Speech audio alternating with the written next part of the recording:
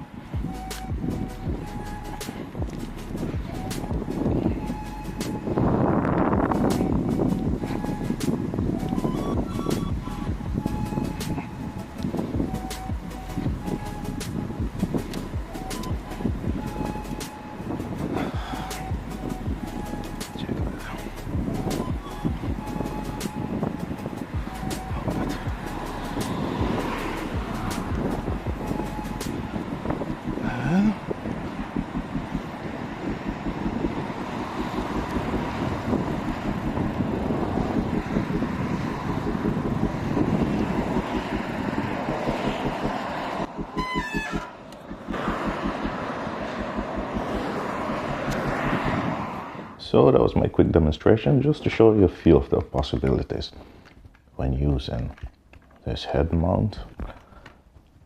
And just to cover myself real fast, I'm not saying you should use it in a car. I don't know if it's wise using it in a car.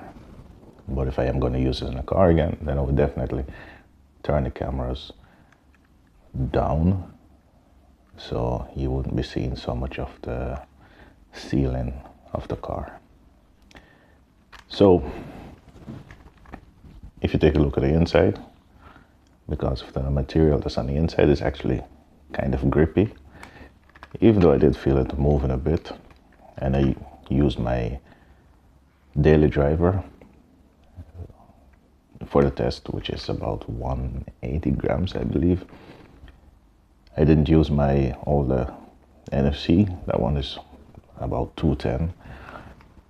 And in my opinion, it's going to be a little bit too heavy, because I did find myself adjusting it a bit. You know, even with the material, it was still moving around a bit. So I'm not saying it was going to fall off or anything, but I did feel it sliding. So, or maybe just need to tighten it a bit more. It could be a good alternative for someone who don't want to buy an action cam, but if you still want to get those kind of shots, make those kind of videos.